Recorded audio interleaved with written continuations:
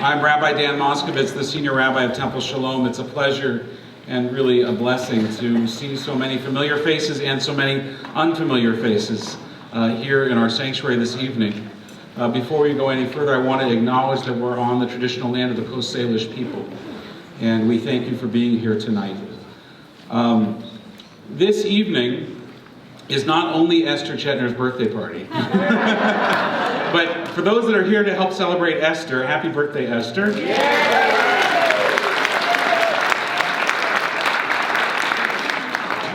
She'll tell you it was in April, but what a gift she has given us.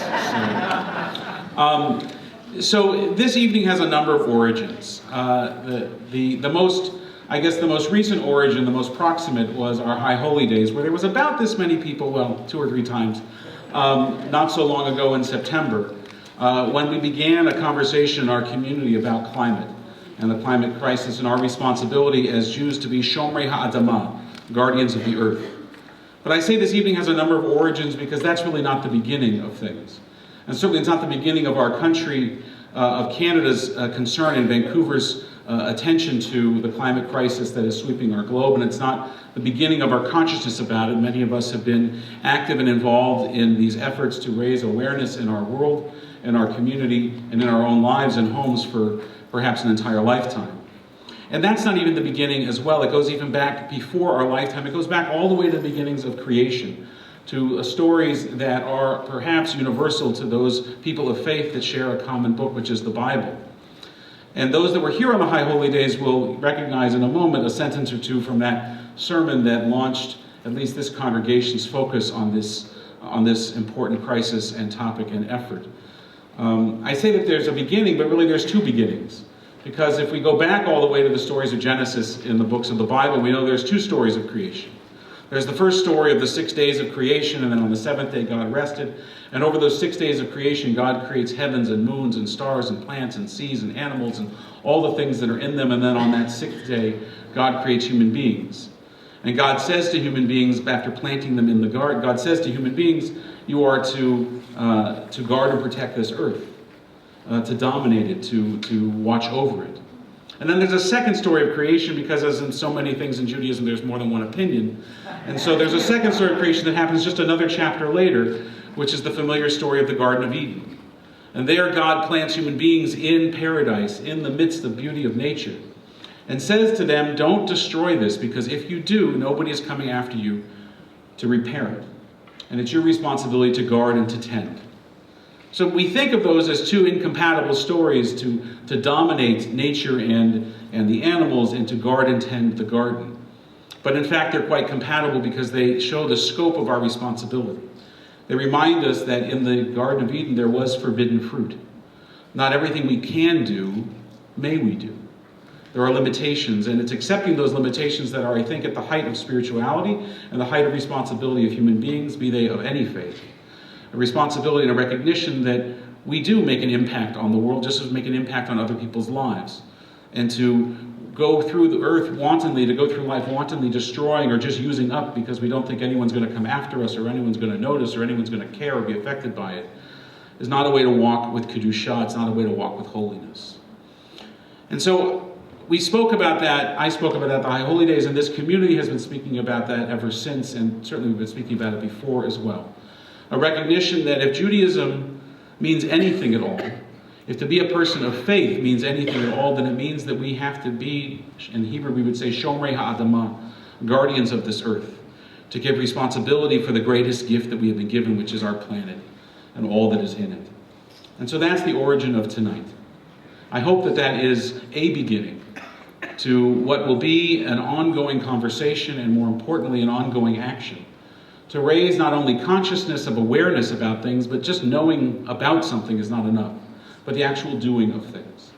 To organize our community, to organize our city, our country, and indeed the world, to address the crisis that is barreling down upon us, that's already here, and has so profoundly affected those that are living in this time and those that see, our children particularly, that see a darkening of the horizon and the future that is ahead.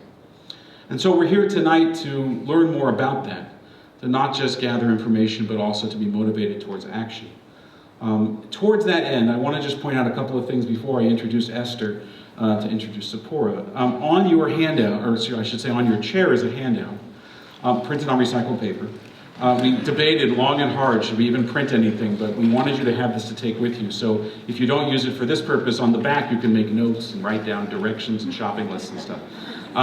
But we have a series of workshops that are taking place here at Temple Sholom beginning this Sunday. There's one just about every Sunday for the next 5 or 6 months.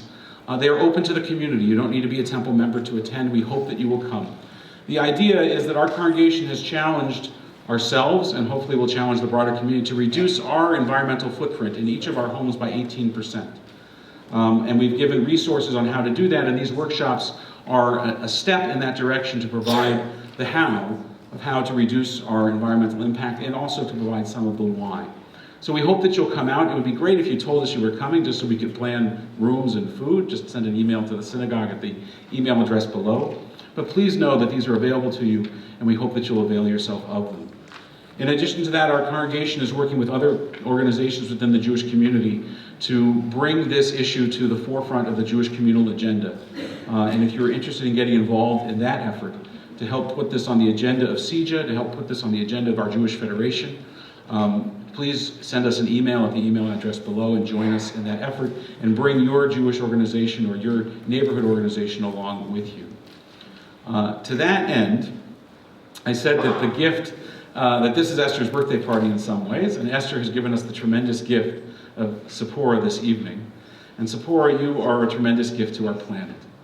So from the gift of Esther to Tzeporah to all of us, it's my pleasure to introduce Esther Jenner to introduce Tzeporah. Thank you.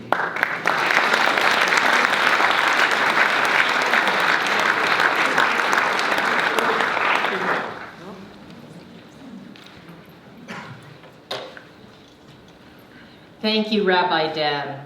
It really is my pleasure as a member of the synagogue, a member of the synagogue's newly formed climate committee, to be able to welcome all of you tonight very warmly, all of our congregants who are here, members of the larger community, my family who live here, my family who have come in from Calgary, and all my friends. Wow.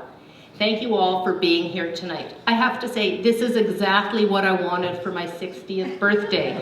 I wanted a large room full of open-minded, diverse people gathered to learn more about our serious climate situation. This feels like a really meaningful way to acknowledge the pressing existential needs of this chapter in all of our lives. So thank you for coming and being ready to learn and engage. After the Q&A period tonight, I'm hosting a reception, not free, for everyone here, a toast to the upcoming generations and our precious planet. It really is my pleasure to help nourish the ongoing conversations around climate. So please, everyone, stick around later. So why am I doing this? Why am I putting my time and resources into climate focus? Because our planet is heating up, and it cannot be business as usual. Most qualified scientists agree. We have about a decade to bring greenhouse gas emissions down to a point where they won't keep the planet heating for years to come. Hey, the atmosphere doesn't care how much clean energy we create if we continue to extract and consume too much carbon. This is not about ideology. It is simply accepting the ever-growing body of objective scientific evidence and choosing to act on it. Yes, there's a serious list of critical concerns: plastics, toxic chemicals, habitat and species loss, all are top priorities, and yet the common denominator is climate destabilization. Our paradigms need to shift, and they can. So take plastics, for instance. Most of us now would probably agree, we don't toss bottles on beaches and drink with straws, right? We can all agree we've changed our attitude to plastics. So it is possible. And I think we need a similar shift with fossil fuels. We need to be dismayed by the unrestrained extraction of carbon and unlimited consumption of it. I do have hope. When I look out at this room and I see almost 400 people here, I'm pretty confident we could fill this room at least 100 times over in Vancouver alone. But I also have concern. As social beings, we are wired to see what's immediately in front of us. Somehow, we need to accept the science and become more engaged and proactive, individually and together. We can't just keep talking about it. We need to implement solutions immediately. Acting now will cost much less than the damage otherwise inflicted by climate change on people, on infrastructure, on ecosystems. I do have hope. Cooperation is very much a part of our human genetic wiring. We can gear up to emergency mode and function well during a crisis if we need to. If you're looking for reliable and credible sources of climate-related media, I can direct you to many. Talk to me later. One in particular, though, that I'm involved with as an investor and on the advisory board, the National Observer. Award-winning, I invite you to look it up. So let's rewire the status quo so that taking care of each other becomes the norm. Change isn't easy, but when people come together for the good of humanity and the earth, we can accomplish great things. Let's do it together. So I'm thrilled tonight to be able to introduce one of Canada's most accomplished environmental advocates, Tzeporah Berman. Tzeporah and I have known each other for many years, and I'm deeply grateful to be able to celebrate her as a true climate hero and a warm, wonderful person as well. I'll tell you just a little bit about her, but please Google her later for the fuller story. For over 20 years, Tzeporah has been designing environmental campaigns and working on policy in Canada and beyond.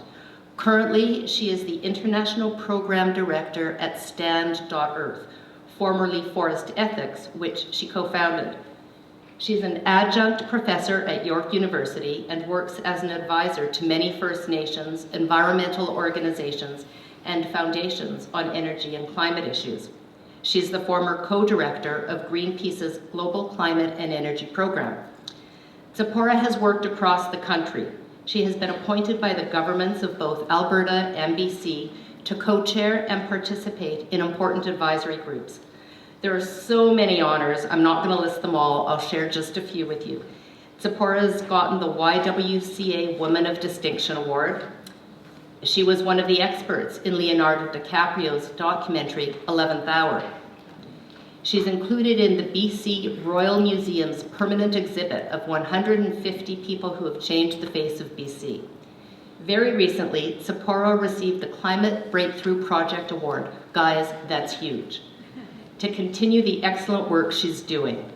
In 2013, she received an honorary doctorate from UBC, and I invite you to Google that on the Old Vancouver Observer site. You'll find a link to her powerful convocation speech, truly a barn-burning speech. Tzeporah's powerful, impactful legacies are many.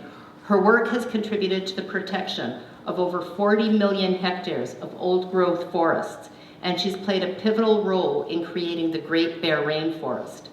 I can recommend her book, This Crazy Time, Living Our Environmental Challenge. It's a fascinating read, and it gives you insight into what's involved in achieving such successes. Tzeporah, a tremendous and profound thank you for your decades of truly heroic work, for your ongoing efforts, and for being here tonight. So folks, we are all in for a remarkably special treat, radiating at the intersection of intelligence, knowledge, experience, and wisdom. Let's all welcome Tzeporah Berman.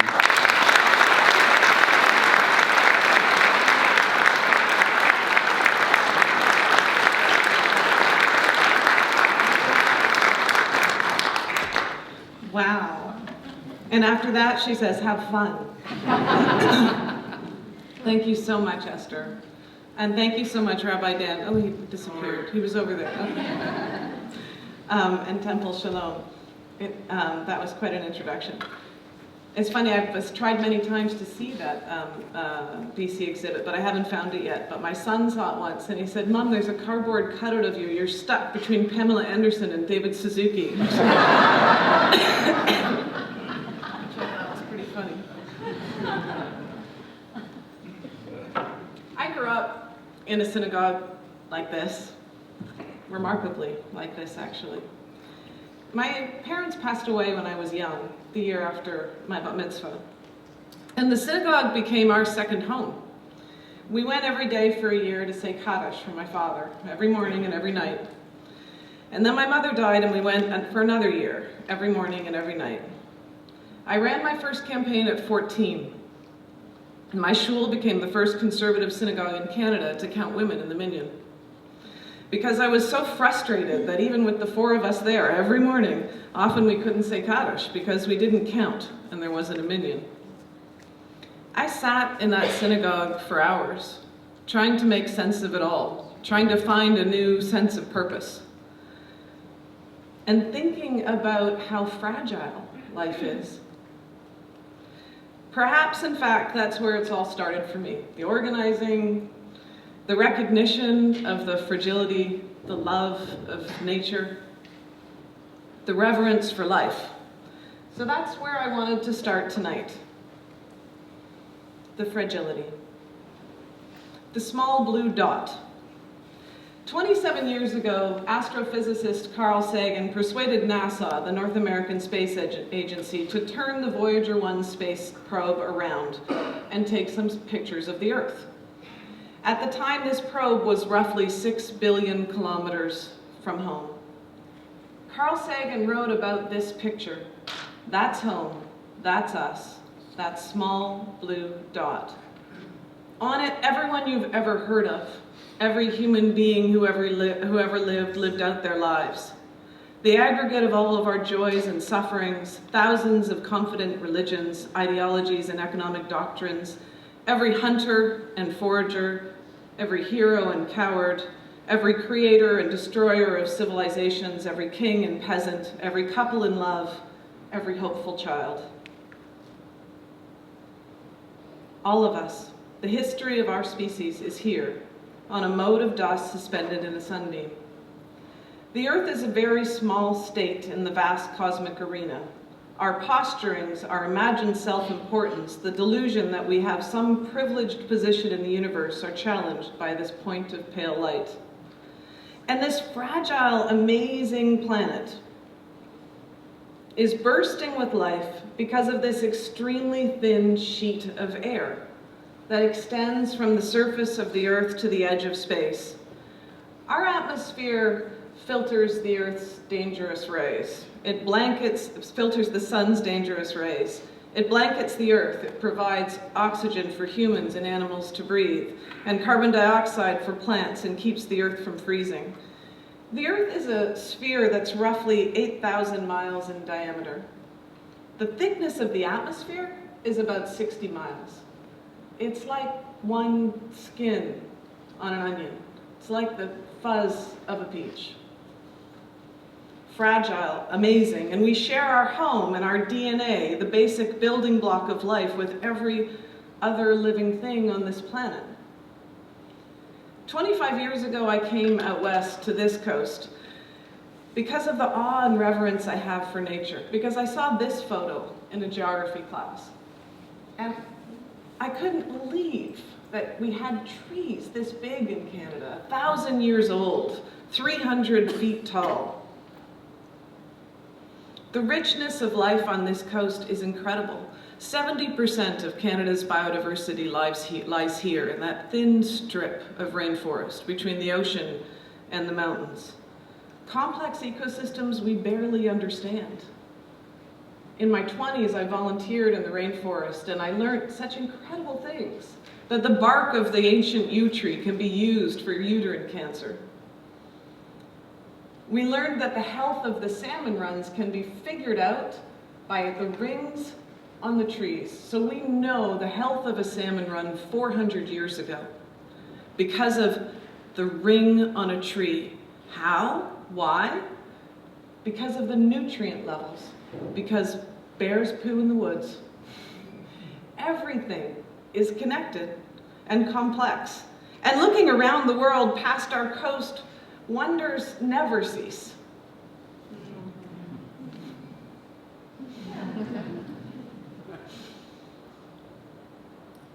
This blue dragon nudibranch, or sea slug, has no natural defenses. It nibbles on the most dangerous sea creatures and then incorporates their toxins bit by bit until it's built its own toxic defense. This hoopie, which is the national bird of Israel, long believed by many cultures to be sacred, it mates for life.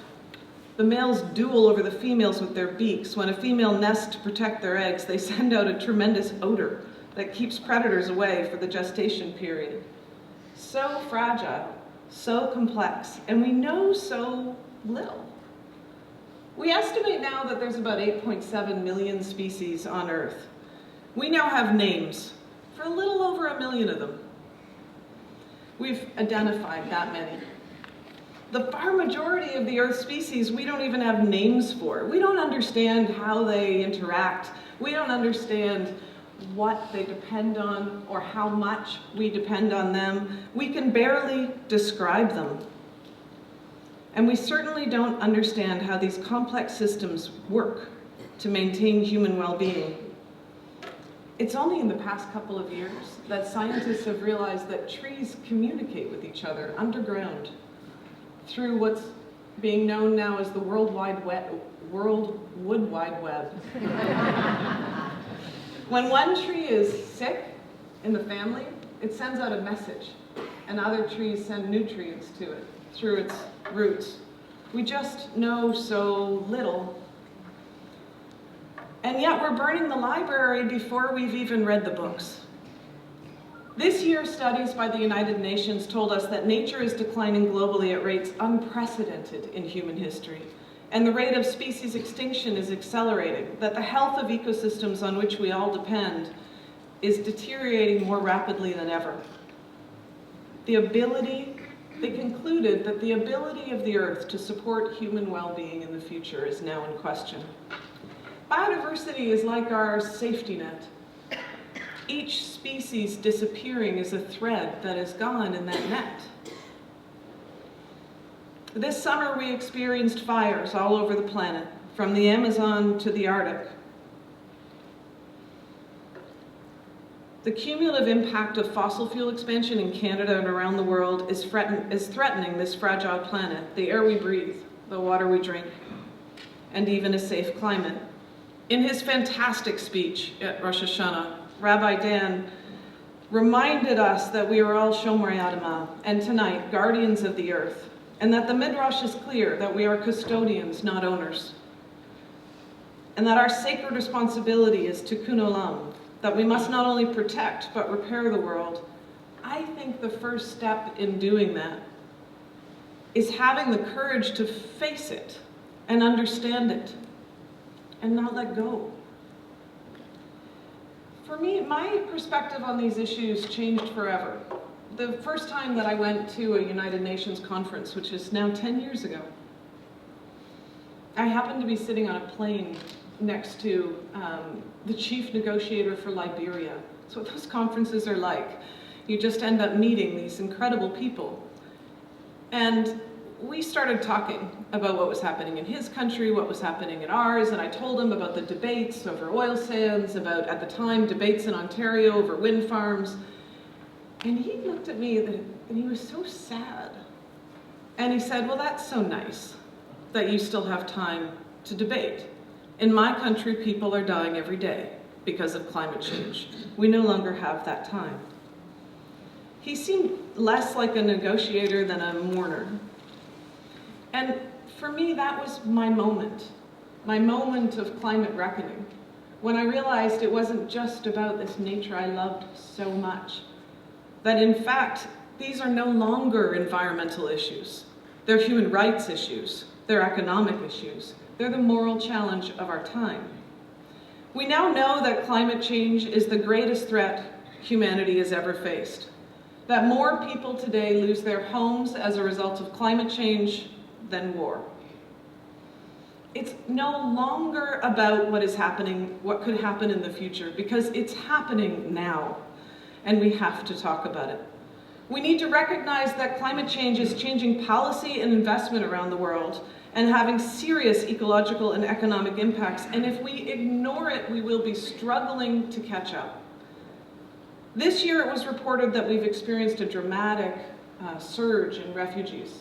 We have about 65 million refugees around the world right now. We're not dealing with them well. The UN estimates that by 2050 there could be 1 billion people moving about the planet in search of home. 1 billion people. within 30 years. And UN representatives this year told the Security Council that water scarcity produced by climate change was driving a cycle of conflict in developing countries. That by 2050, at current rates of emissions, the Food and Agriculture Organization estimates food production will be plummeting around the world, many parts of Asia and Africa by 50%. Food costs globally are expected to skyrocket. So when people talk about climate change, the bar for success people refer to as staying well below 2 degrees. Well, it doesn't sound like that bad, 2 degrees. It's not that different when you're outside, 1 degree or 2 degrees. But over the years, we've gotten pretty good at projecting what happens at different levels of warmth on the planet. In fact, the only thing we've done wrong is underestimate. So why is this happening? That fragile atmosphere we saw earlier is literally trapping pollution. It's trapping the carbon that we've created, and that blanket is now smothering the Earth. It's happened because emissions, carbon emissions, have risen 70% since 1970. In that same period, we've seen a 50% increase in the severity and frequency of violent storms on the Earth. All that, and the planet has warmed 1 degree. So if the average temperature stabilizes between 1.5 and 2.5 degrees, then 2 billion people will face water shortages. 30% of plant and animal species will risk extinction. And we're not remotely on track right now to stabilize the planet at that level. Already today, as a result of absorbing carbon dioxide, our oceans are 30% more acidic than they were in the 1950s. And we're told that at current rates of fossil fuel pollution, the models show that by 2100, the oceans will be 150% more acidic. At 2 degrees, many of the biggest cities in the Middle East and South Asia will become lethally hot in the summer, perhaps as soon as 2050. Coral reefs would mostly disappear. There will be ice-free summers in the Arctic, and millions of people will be fleeing droughts and flooding and extreme heat. So where are we?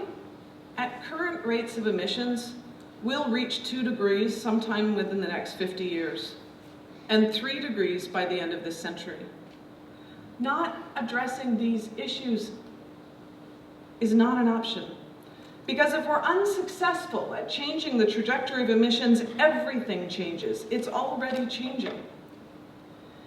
I'm sure you've heard about the new report by the Intergovernmental Panel on Climate Change. The IPCC was asked by governments around the world to summarize the state of knowledge.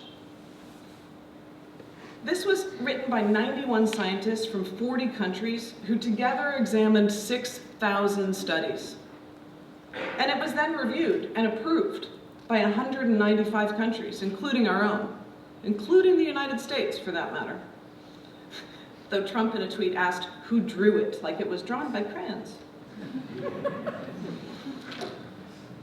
The report notes that we're already experiencing 1 degree of warming, and then it catalogs the benefits if we can limit warming to 1.5.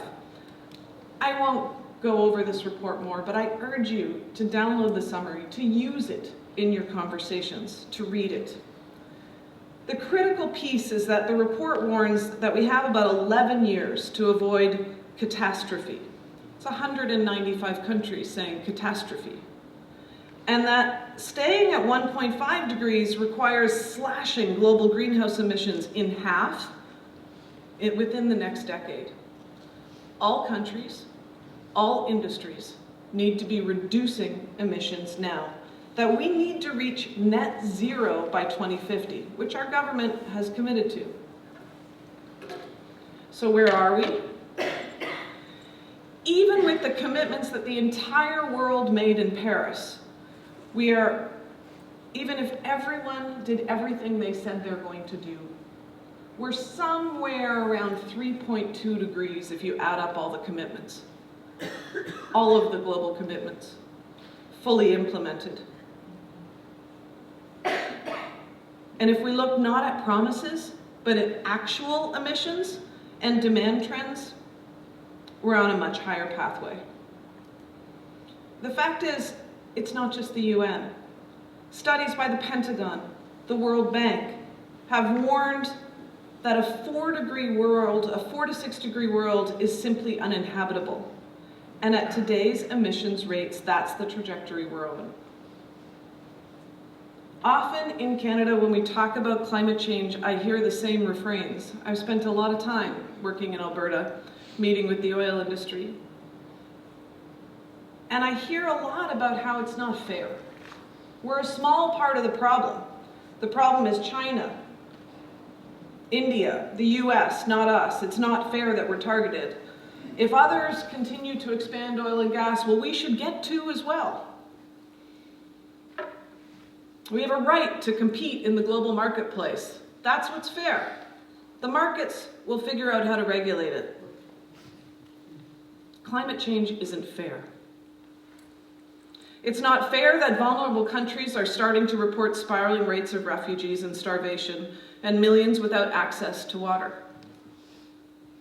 This year, Chennai in India announced that there was no water left, that for millions of people they would have to start trucking in water.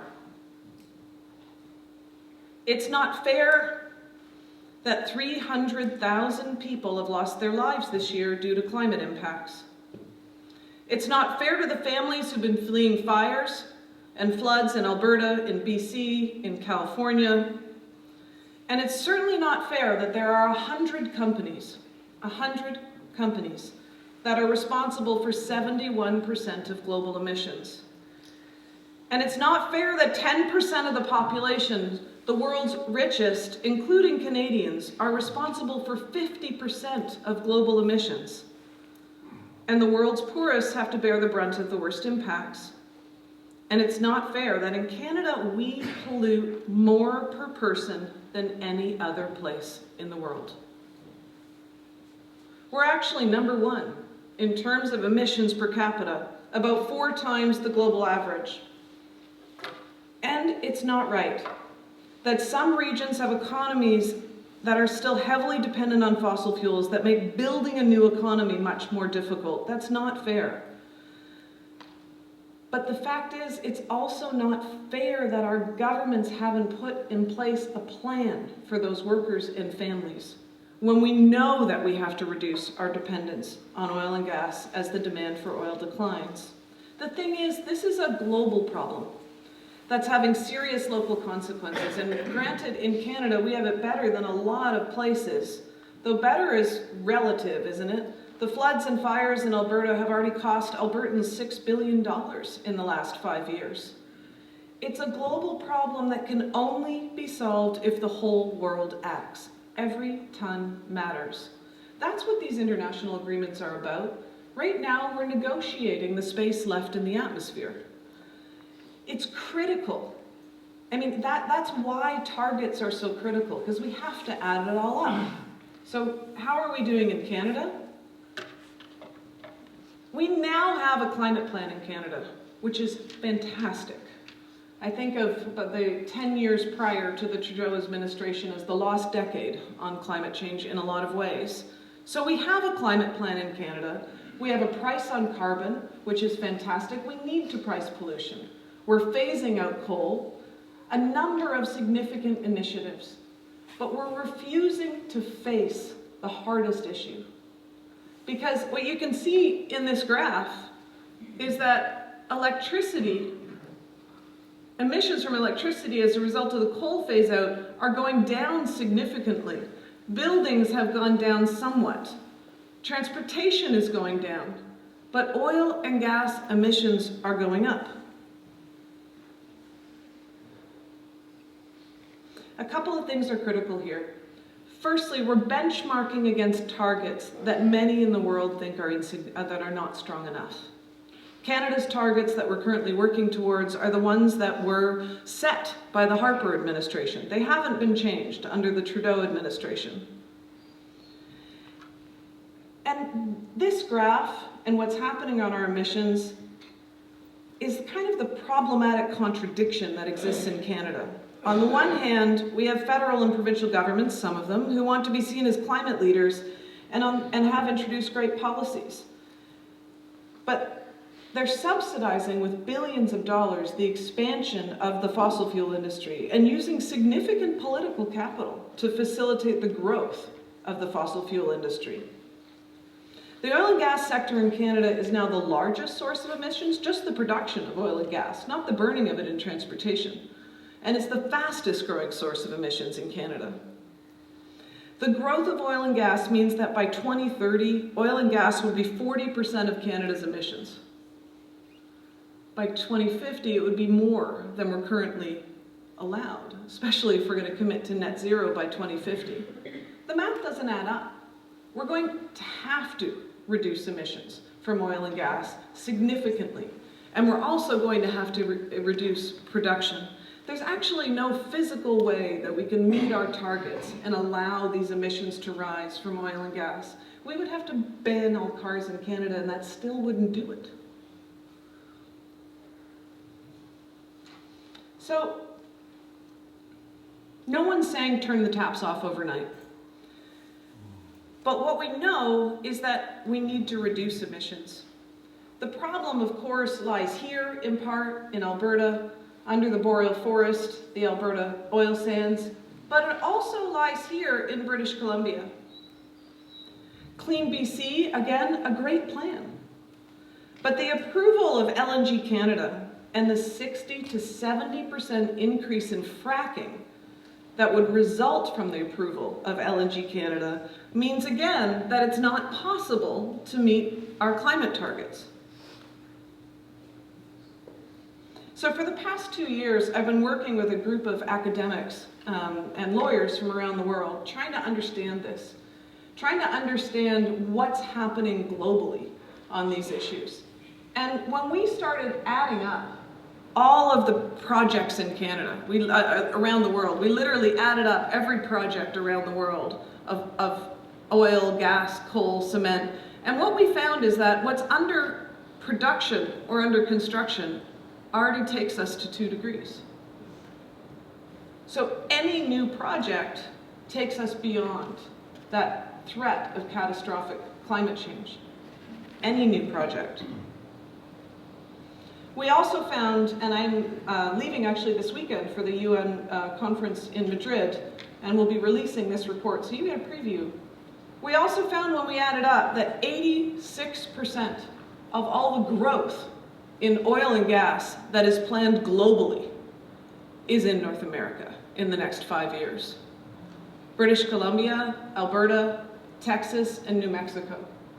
Those 4 states and provinces hold 86% of the growth in oil and gas globally over the next 5 years. And to facilitate that investment in oil and gas, we see that in 2018, roughly double the expenditure than what was spent on renewables. And 2019 will see about another 6% growth. So projected spending on oil and gas expansion over the next 5 years, $1.4 trillion.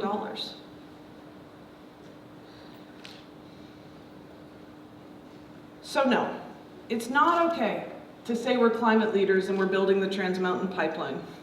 It's not okay to say we're doing everything we can, but we're going to build LNG Canada here in BC.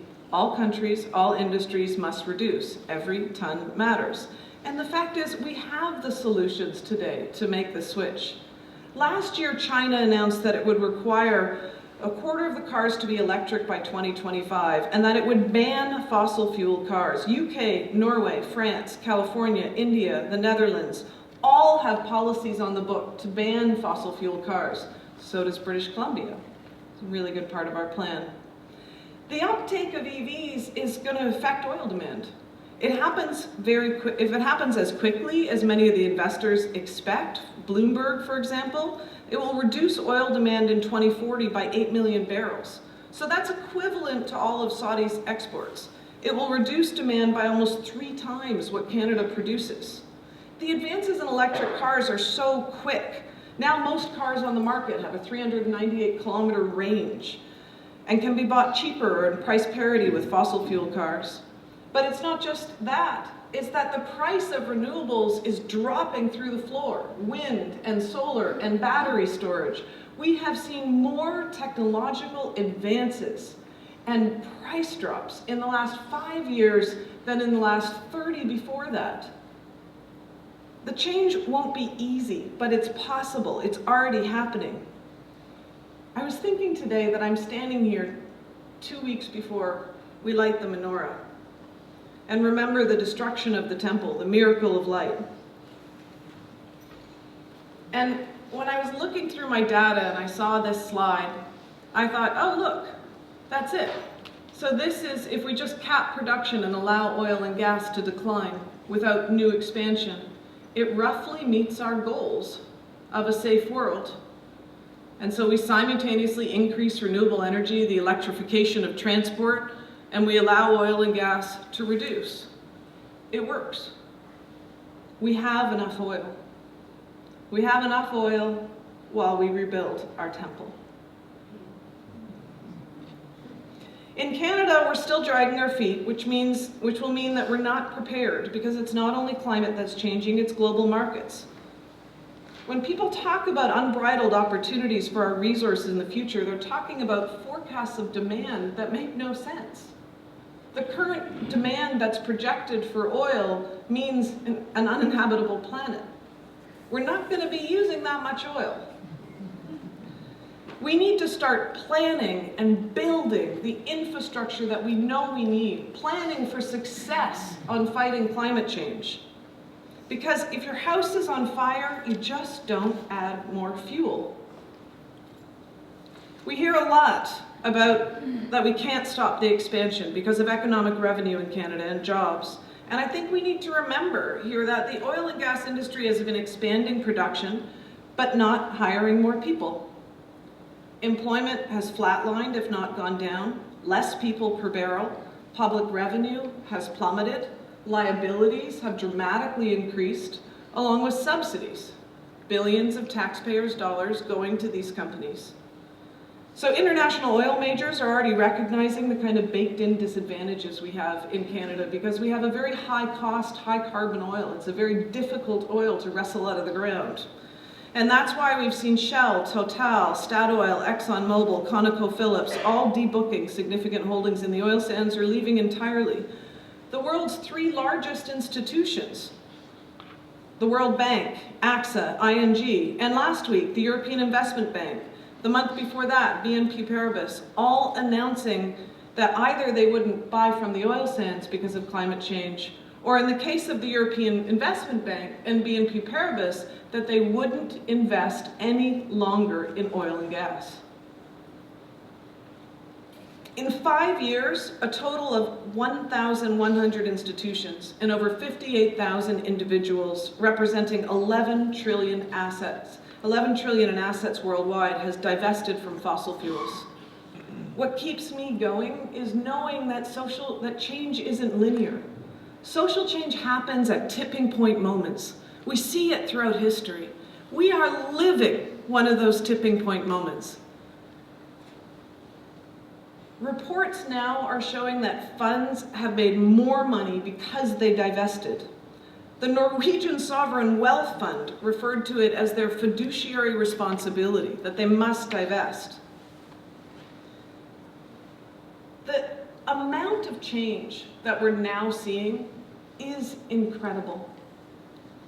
I've been working on campaigns now for a long time. That was probably an old bio. I think it's almost 30 years now. And what I've seen in the last year is absolutely incredible.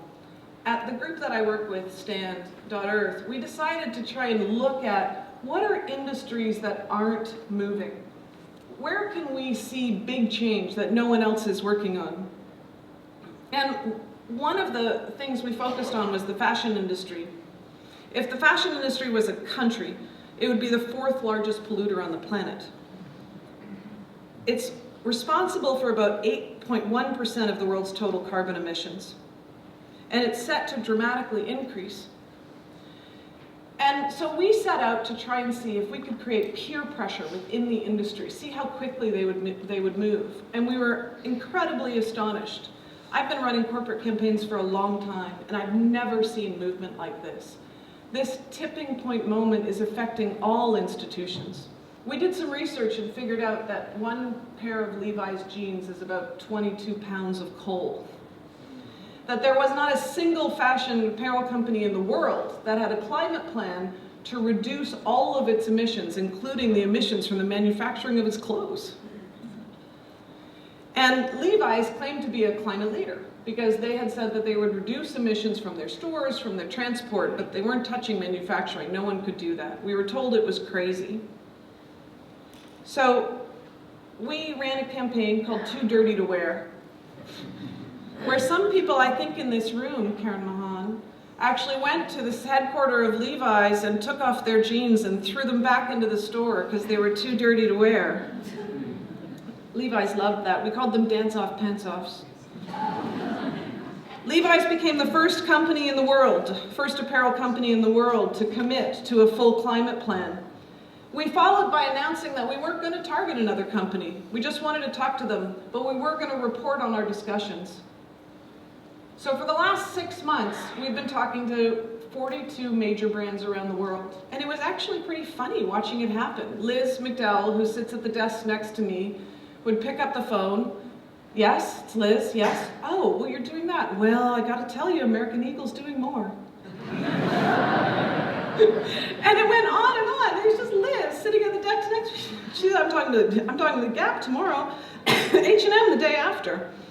We produced this ranking sheet, which now has the apparel industry up in arms and moving quickly. 12 companies moved very quickly to almost full climate plans. Every single company moved to a certain amount.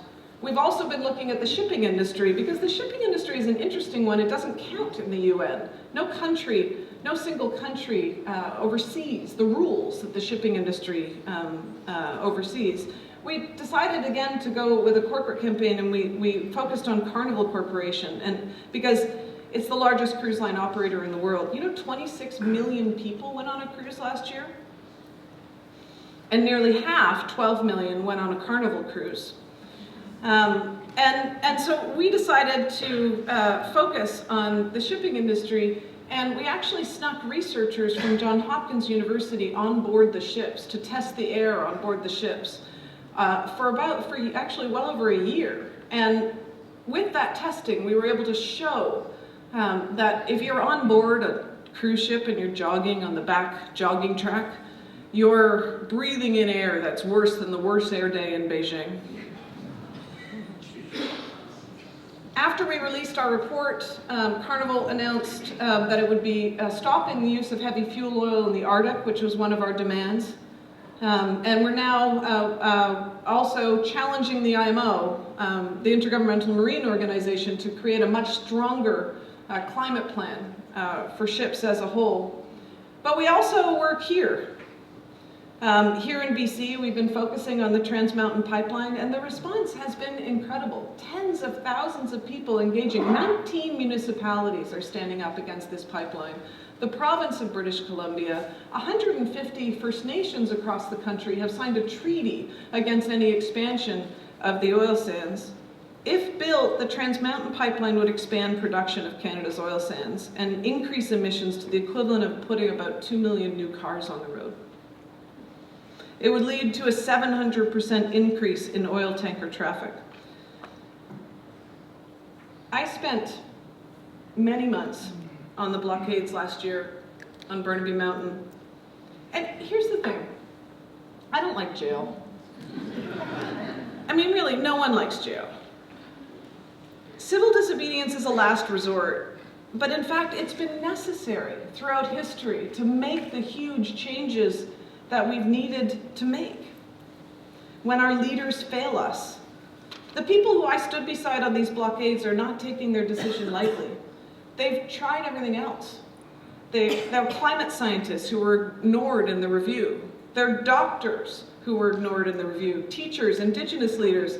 In fact, the people who broke my heart the most were the Burnaby moms who came to the blockade every day with their strollers, because the increase of that tank farm in Burnaby puts tanks right next to their schools and homes that are unsafe.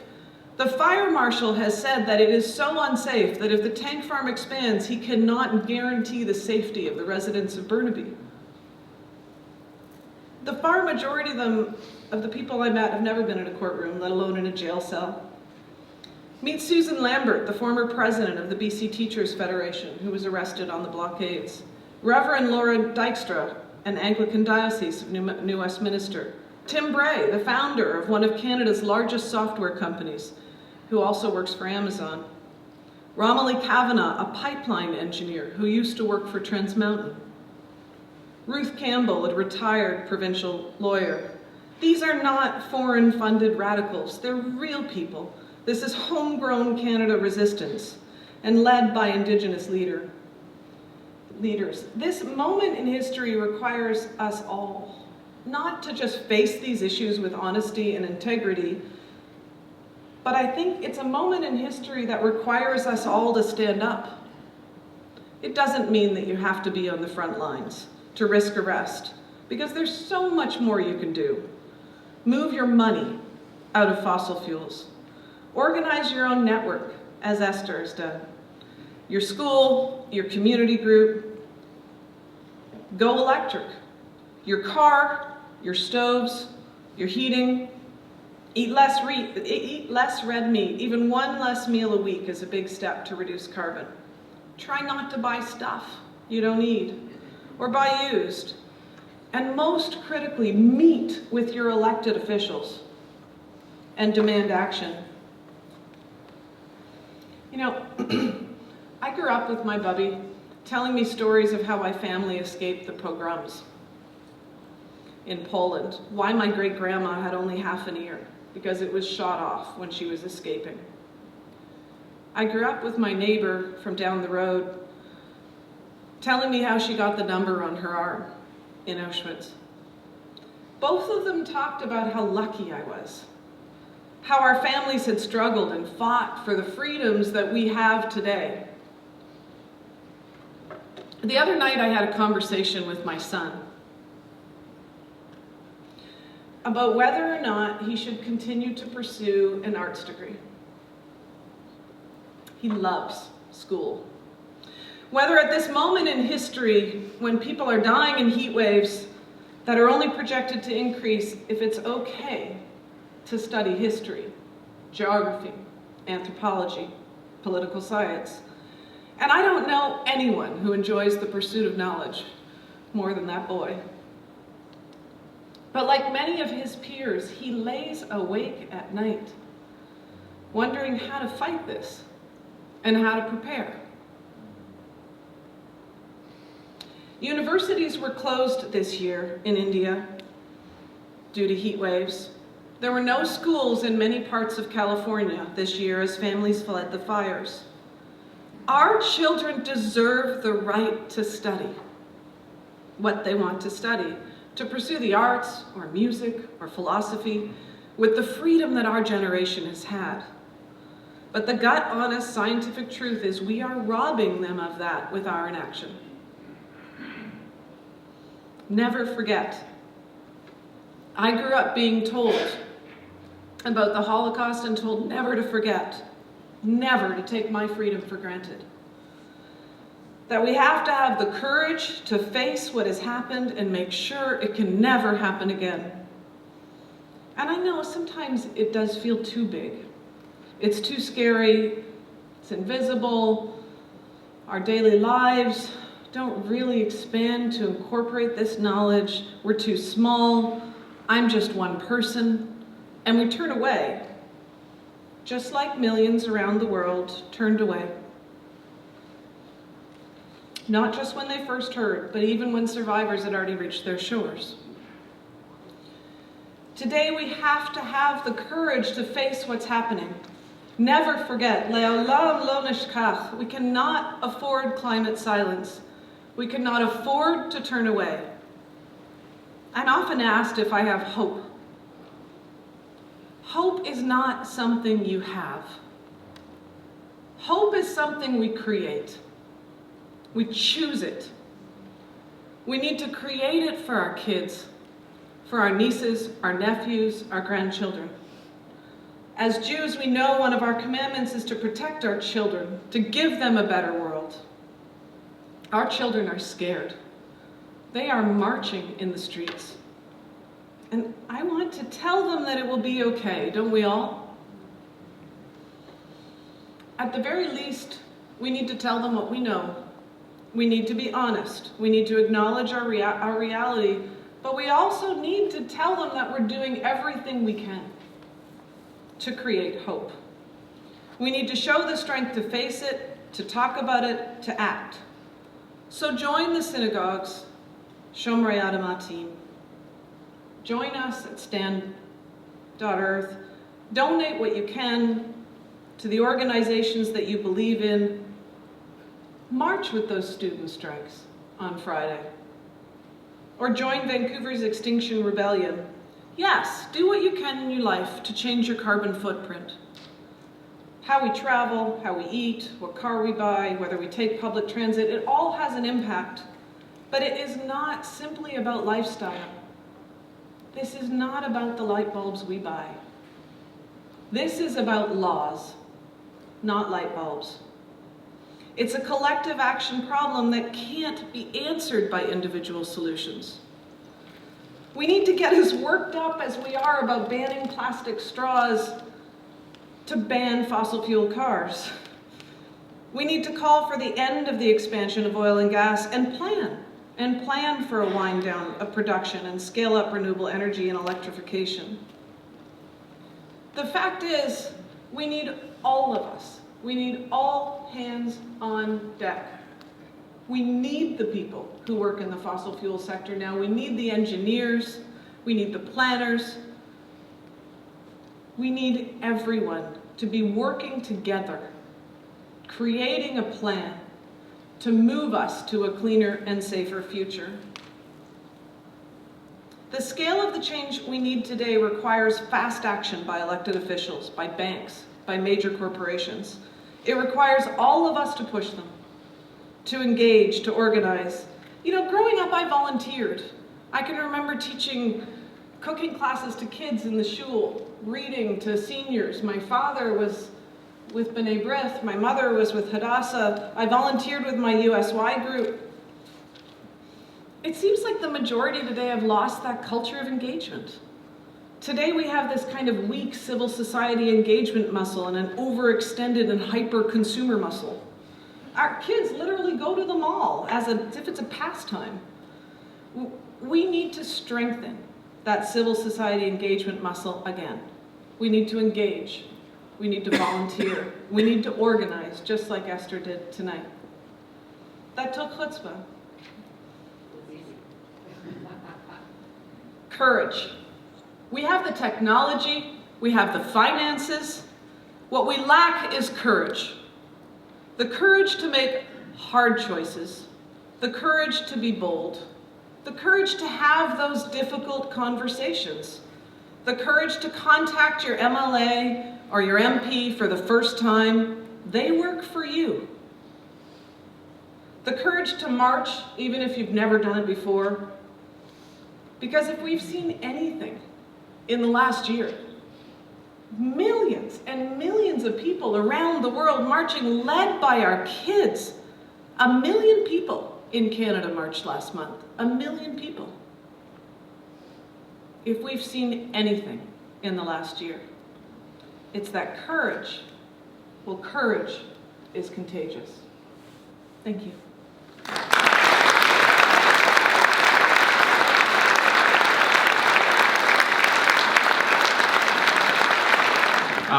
Tzeporah has graciously offered to take some questions. We've set up a microphone over here where Marielle is waving.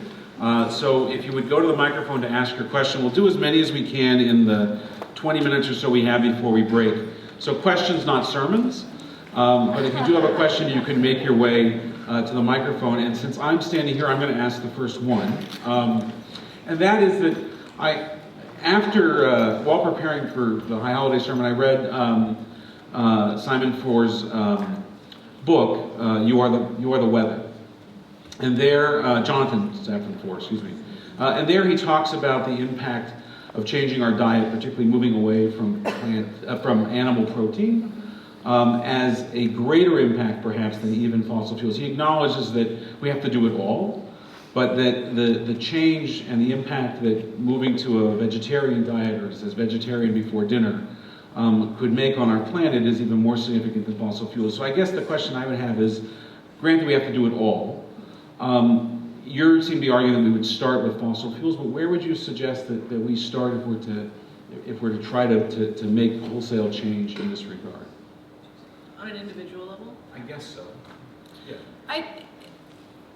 I honestly think that given the time frame that we have and given what we know, that if you're going to do one thing, that the most important thing is to engage with our decision makers. I meet with ministers all the time, and the refrain is always, meh. You know, this year they cared, actually, but the polls are showing something different. But they need to hear from people. They need to know. They count it up. You know, how many calls, how many letters, how many constituents have actually come into the office, how many people marched. If it's a problem, if we've made it a problem, they have to fix it. They need to have the space to make hard choices, to know that there are people out there that are going to support them. And so I just think it's the most important thing, because it will have a much bigger impact than all of the individual lifestyle choices. I think if you're going to do one thing in your life and you want to look at your carbon footprint, then that one thing in your life is flights. Because flying takes up more carbon than anything else for most people. You can blow your entire year's carbon budget with one flight. But yes, our diet has a significant impact. And the majority of the emissions are from fossil fuels.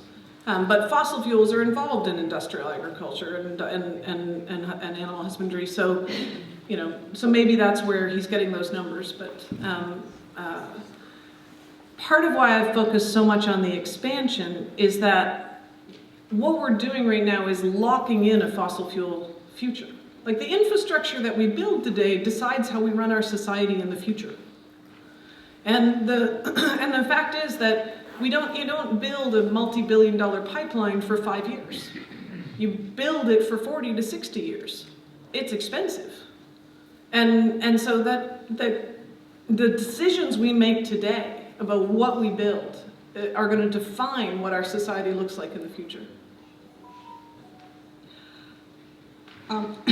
A few months ago, I heard about an organization based in northern Alberta, I believe, Iron and Earth, made up of people who work in the energy industry, who are, among other things, demanding that the government subsidize training for alternative energy sources. I'm wondering if you could expand on that. I know they're part of a wider network of organizations that are doing similar.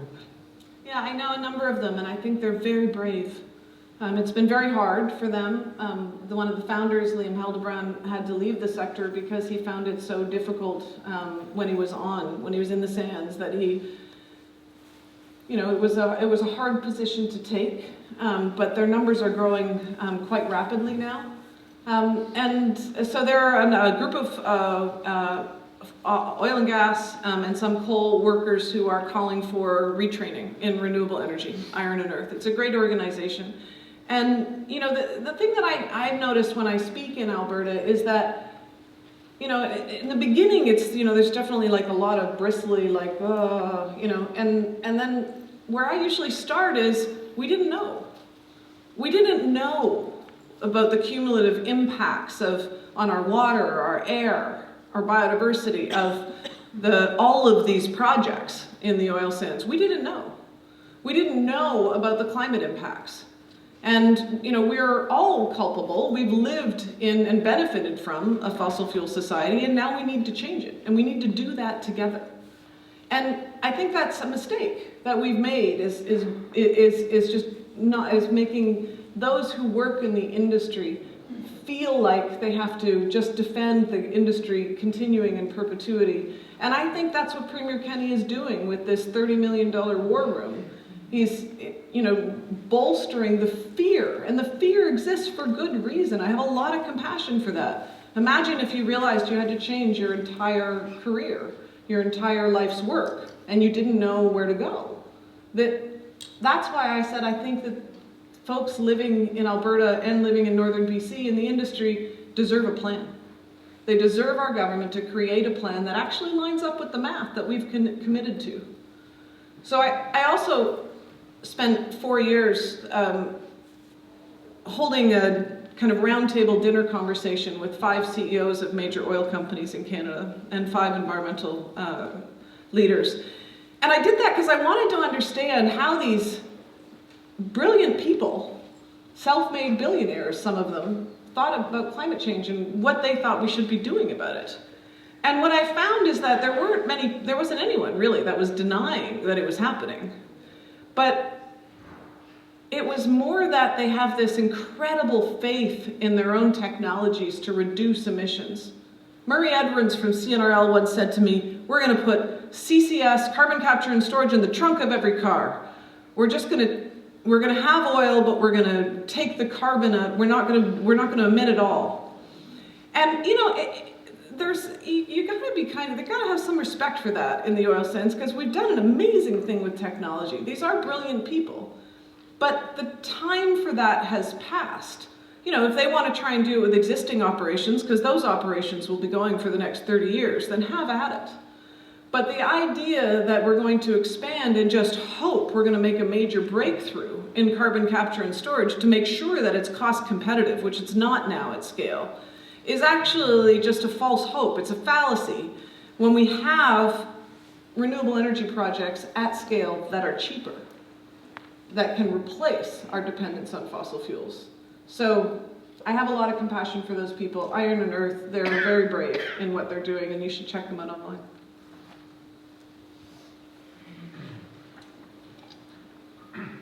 Pardon me. Hi, Tzeporah. Thank you so much for coming and joining us this evening. So a question for you. I totally agree with you as far as bigger picture solutions and whether it's kind of societal forces as far as oil and gas being a big part of the picture and that sort of thing. I think what myself and maybe a lot of people potentially as well in the room struggle with is those individual conversations we have that kind of try to help us reinforce our own beliefs and kind of help us kind of take a step forward one day at a time. And so one question I have for you is if someone were to ask you the question, so you've talked a lot about tonight about oil and gas, so if they were to say, Tzeporah, you're flying in 2 weeks from now, supposedly, or probably, to a UN conference somewhere, how would you answer if they say, oh, Tzeporah, how are you getting there? Even though you have all this aversion, how would you go about answering a question like that? What would your approach be? I have faced that question many times. In fact, Premier Notley referenced my getting there on a unicorn once to Alberta. Which was, the fact is that we live in this system right now, and what we need is systems change. So, on the personal part of your question, I'm really struggling with it. Right now, there's a big movement in Europe right now on flight shame, where people are just committing not to fly. I think that is where we're headed, and I think, and I'm struggling with my own. The fact is that I find it almost impossible to do the work that I'm trying to do right now and not be there. I'm meeting with 30 nations in Madrid because I'm working with a group of lawyers and academics around the world to propose a new global treaty, a fossil fuel non-proliferation treaty, which would create negotiations not just about what we burn, but about how much we produce. And where the money that's currently going to fossil fuel subsidies would go to countries to constrain and keep that oil in the ground and help them, do the economic transition that they need to make. And so so on my personal decision, I know these next 10 years are critical. You know, my son is a soccer player. He'd say you have to leave it all on the field. And so that's what I'm doing. And I think the response to people who say that is, you know, we all use healthcare. That doesn't mean we aren't necessarily going to be critical of the system or ask for changes in the system. We know that that we're all culpable right now. We all use fossil fuels. The question is, how can we all use less? And that requires big decisions by major banks and corporations and our government. We should be having the hard discussions with ourselves about our own lifestyle.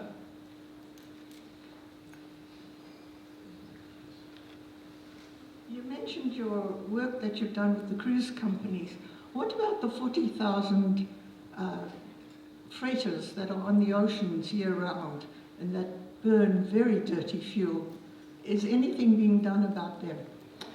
Well, what the Intergovernmental Marine Organization has agreed to do is put in place a climate plan to have 50% reduction by 2050.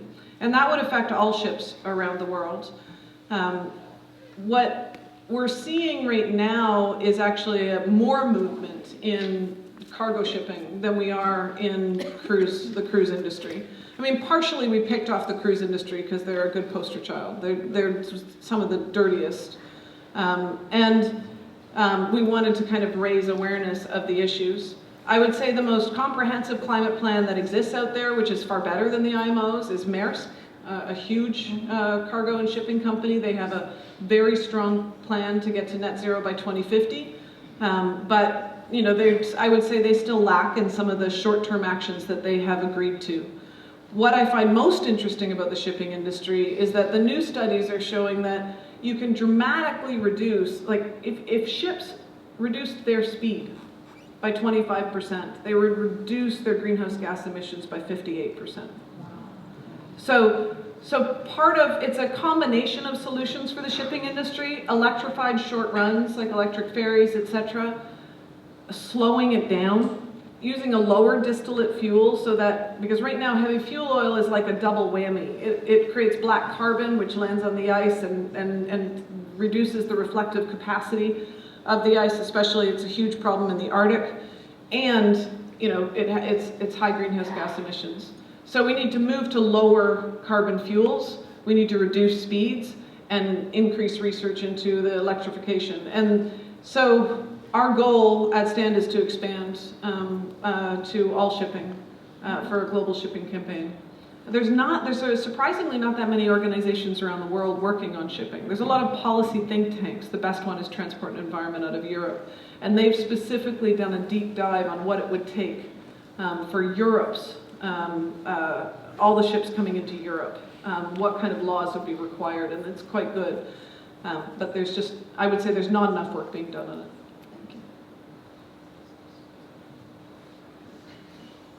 Shalom. Most of the people in the audience, I'm going to guess, have investments. They have RSPs, RIFs, LIRAs, all kinds of things.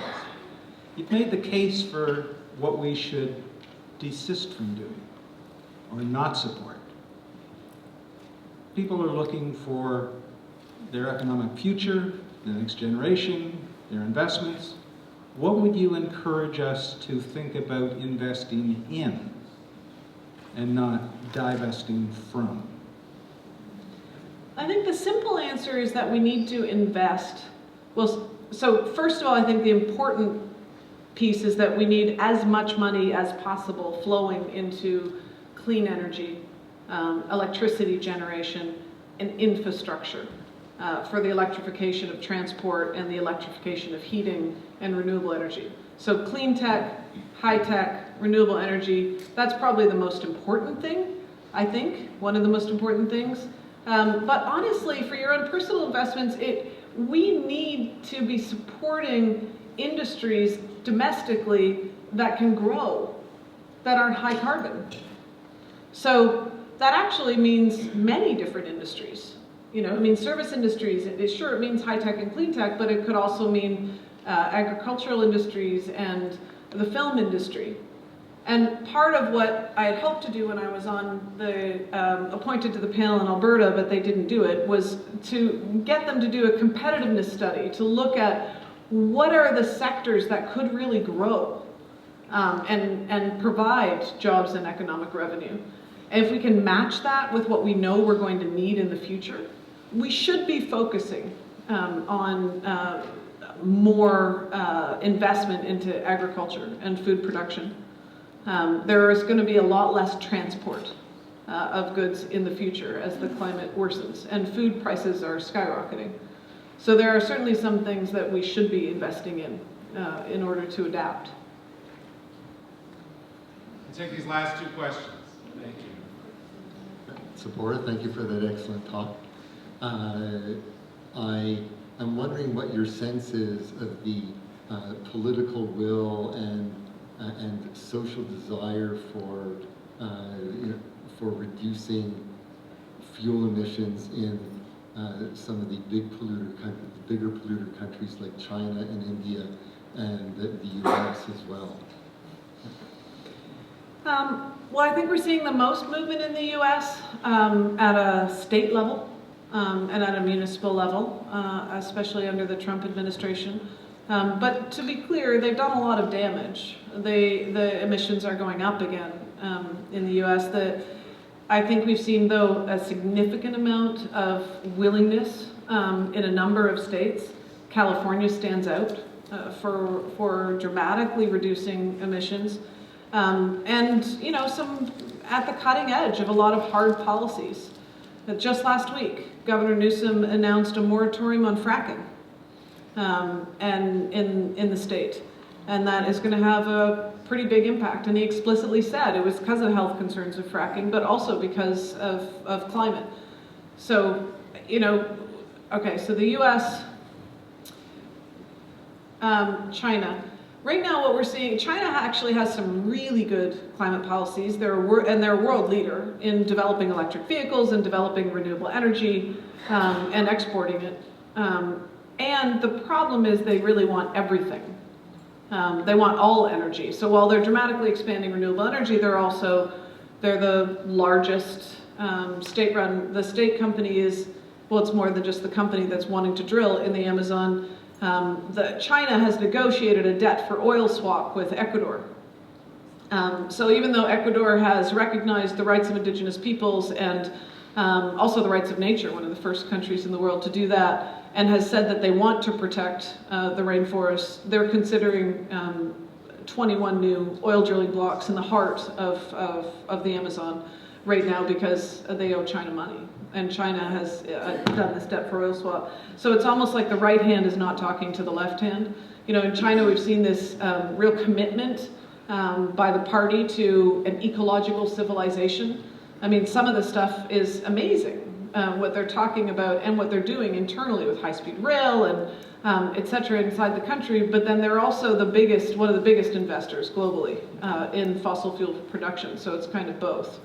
And I would say, you know, similar in India, we've seen some great moves on renewable energy. Part of it is because the price of renewables is now cheaper. It's cheaper to build concentrated solar that can serve 1 million households than it is to build a coal plant now in India.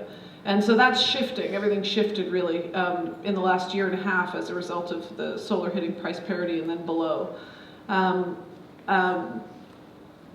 But I think that we're going to see a lot more climate ambition now out of India, considering how rough it's getting there.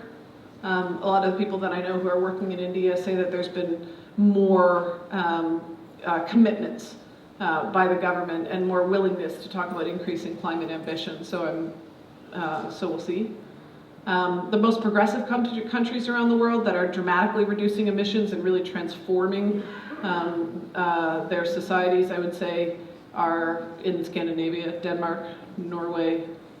Though Norway is still doing new oil exploration, though last year the biggest oil project that they had planned off the Lofoten Islands, they put a moratorium on that due to climate concerns, so it's starting.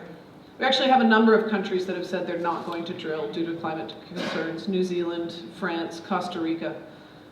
So that's starting. That's the basis for the fossil fuel non-proliferation treaty I'm going to be working on.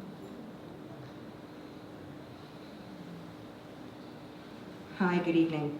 I want to preface my question by saying my husband and I are partners in a solar energy company, so we look forward to the day that we're fully dependent on renewable energy. That being said, I got back from India last week. It's sort of a follow-up to the last question, and we were in Delhi during the ridiculous over 400 level of smog. And in airports saw big posters promoting their coal energy and their coal companies. And I wonder, preventing LNG, preventing TransCanada from shipping clean fossil fuels there, if that's not a deterrent to cleaning up on a global basis. And are we looking at Canada in a microcosm with 37 million people versus the 1.3 billion in India and the 1.4 billion in China, where there's so much more of a problem there, and potentially preventing an overall global strategy cleanup as opposed to just looking specifically at Canada? Mm-hmm. No, I think we have to look at a global strategy. And the fact is, as I showed in some of the accounting that we've done, any new fossil fuel project takes us past 2 degrees. So we're currently producing more than the world can safely burn. On the specific question of LNG, though, it's not clean. When you look at the impact of the fracking that goes into the LNG, the unreported methane, etc., it's not very clean at all. And what we know now is that because we've had such advances in battery storage and in renewables, is that last year the IEA reported that gas globally reduced emissions by about 7%. Renewables by about 14%. And so what that tells us is that renewables have already overtaken gas in terms of avoided emissions. And in a lot of countries, when you look closely at the projects they're considering, gas is not competing with coal. It's competing with renewables. It's displacing renewables. People talk about gas as a bridge fuel. That was true 20 years ago. It was maybe even true 10 years ago. But today it's not a bridge, it's a blockade. Thank you.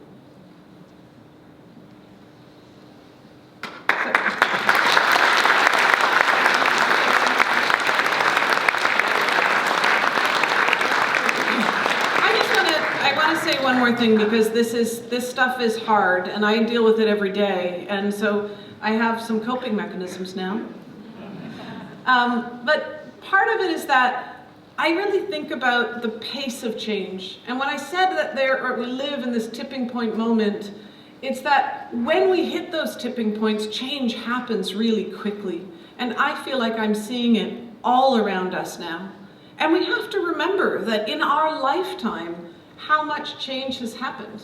You know, my grandmother used to tell me about how she'd never known anyone who had flown on a plane, that they didn't have, computers or, cell phones, or she used to say that raspberry you're always holding for my BlackBerry, but she had this, they had a phone that was a party line. When it rang twice, it was for her. And how long ago was that? When I started campaigning on environmental issues, there were no cell phones. There was no internet.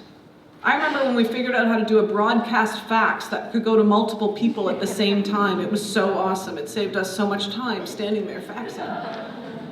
And now you can be connected to thousands in seconds. The world has entirely changed in our lifetimes, and it will change again. But it requires all of us to contribute to that change. Thank you.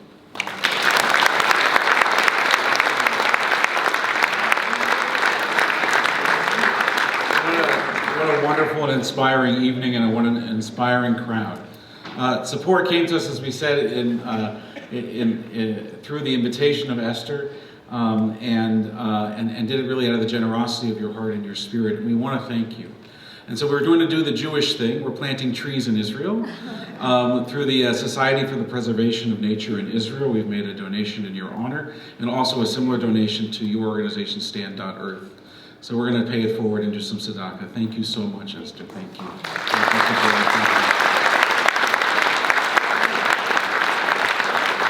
So this concludes our evening, but it doesn't conclude our work together. I'll draw your attention again to the handout that was on your chair. Somebody asked about green investing. We have a workshop on that next month. We have many programs and activities on this topic here at the synagogue. You can find out more about them on our Temple Sholom website. We have a Facebook group as well for Shomrei Ha'adamah. Please join us, if you would, in our social hall for a reception. Thank you so much for being here, and thank you again to Esther. Happy birthday.